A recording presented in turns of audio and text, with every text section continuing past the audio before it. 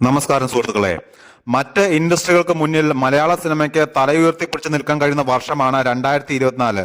കഴിഞ്ഞ 2-3 വർഷങ്ങളായി മലയാള സിനിമയിൽ പലതും ബോക്സ് ഓഫീസിൽ കാര്യമായി ശോഭിക്കാതെ വരികയും അന്യഭാഷാ സിനിമകൾ കേരളത്തിൽ നിന്ന് കോടികൾ വരികയും ചെയ്തപ്പോൾ പലരും ചോദിച്ച ചോദ്യമായിരുന്നു മലയാള സിനിമയ്ക്ക് ഇനി തിരിച്ചു വരാൻ സാധിക്കുമോ എന്ന്.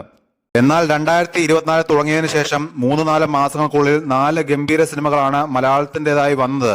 പ്രേമലു കേരളത്തിലും തെലങ്കാനയിലും സെൻസേഷൻ ആയപ്പോൾ മഞ്ഞുമൽ ബോയ്സ് കേരളത്തിന് പുറമെ തമിഴ്നാട്ടിൽ അവിശ്വസനീയമായ കുതിപ്പ് നടത്തി. പൂർണ്ണമായും ബ്ലാക്ക് ആൻഡ് വൈറ്റിലെത്തിയ പരീക്ഷണ ചിത്രമായ ബ്രഹ്മയുഗം ബോക്സ് ഓഫീസിൽ മികച്ച പ്രകടനമാണ് കാഴ്ചവെച്ചത്. ഏറ്റവും ഒടുവിൽ ആടുജീവിതവും കേരളത്തിനകത്തും പുറത്തും മികച്ച പ്രതികരണം നേടി മുന്നേറുന്നു.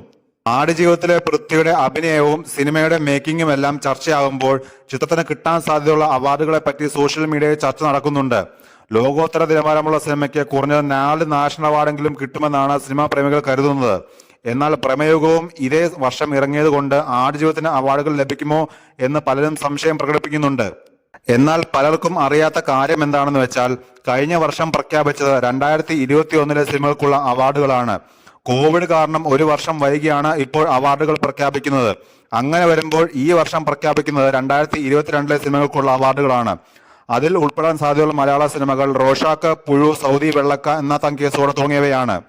ആടുജീവിതം സെൻസറിംഗ് പൂർത്തിയാക്കിയത് 2023 2025 ദേശീയ അവാർഡിൽ മാത്രമേ ആടുജീവിതം പരിഗണിക്കുകയുള്ളൂ. പ്രമേയം സെൻസറിംഗ് പൂർത്തിയാക്കിയത് 2024 തുടക്കത്തിലാണ്. 2026 അവാർഡിലാവും പ്രമേയം പരിഗണിക്കുക. 2 സിനിമകളും ഒരേ സമയം അവാർഡിൽ മത്സരിക്കില്ല.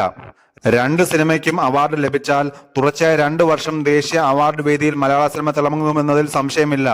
ഒരർത്ഥത്തിൽ സുഷിൻ ശ്യാം പറഞ്ഞതുപോലെ ഇൻഡസ്ട്രിയുടെ സീൻ മാറിക്കൊണ്ടിരിക്കുകയാണ്.